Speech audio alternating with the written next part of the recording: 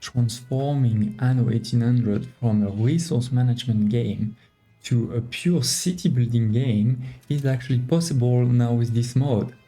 Let's dive in. Right, gamer here, and welcome to a new Anno 1800 mod review episode.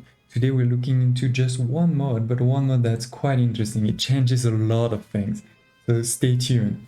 This mod was created by Denis Penseve. Sorry if I'm mispronouncing that.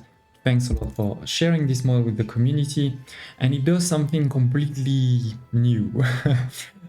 I know a lot of people are gonna say it makes the game a lot easier.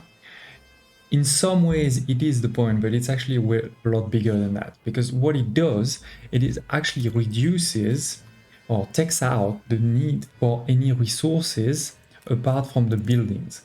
So what I mean is, in any of your tiers of population, you usually have two types of needs in terms of basic needs and happiness. You have buildings, like the market, and then you have resources like your fish, later on your bread, and all those type of things. With this mod, you only have the buildings left. So that does a couple of things. The first one is that it can make the game a lot easier, right? Because you don't have to produce the resources anymore. You can still do them, right? Like, you know, they're still available, they're still all there.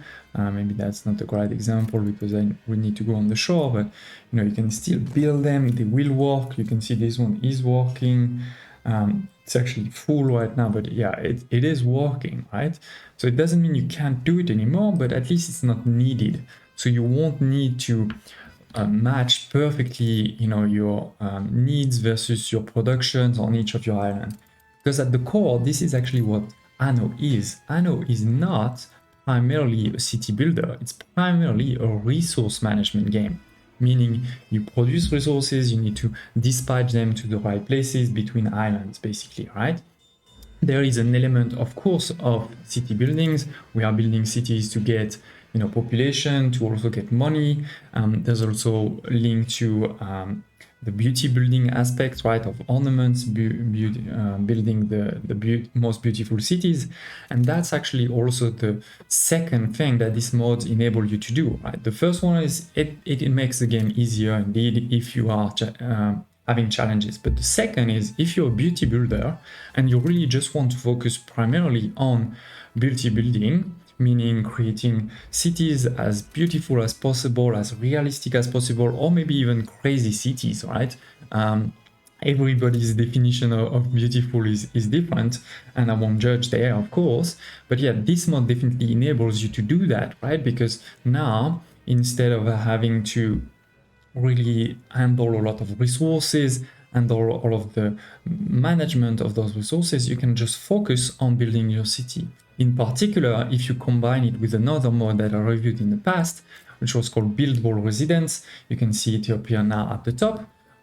And because with that mod, you can build directly whichever level of residence you want, right? You can build directly engineers. You don't have to start at farmers and then upgrade them first to worker, you know, here, and then from worker to artisan, and then finally to engineers. So with those two mods, you can definitely really focus purely on the city building aspect, in a sense.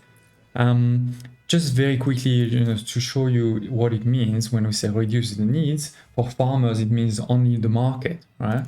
For the workers, it means the market and the school. Then for the artisan, it's the school and university that you can see here.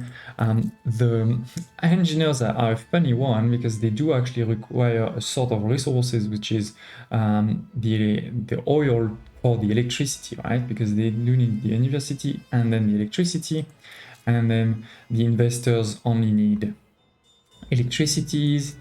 The scholars need quite a few actually, because they also need the radio tower.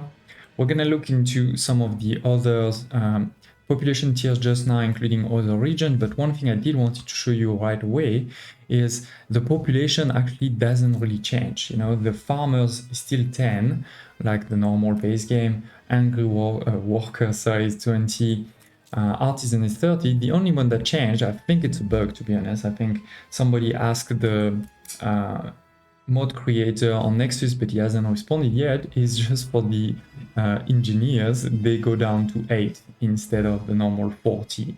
It does create one big challenge, is to get the electricity, you need to unlock them at 1750, and to unlock them, obviously you're only gonna get 6, right, out of 8. So that's quite a lot of houses to get it there. But then you go back to, you know, the 50 for the investors. It's worth noting also that the investors don't get any influence. So that's why you can see now I'm a big negative in influence there.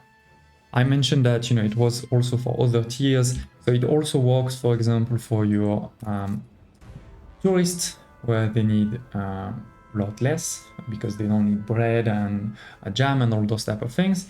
And also in the other regions, you know, if we go to the New World, your journaleros and actually also your breweros only need the market. So that makes it, again, a lot easier, and potentially just focus on the city building aspect of it.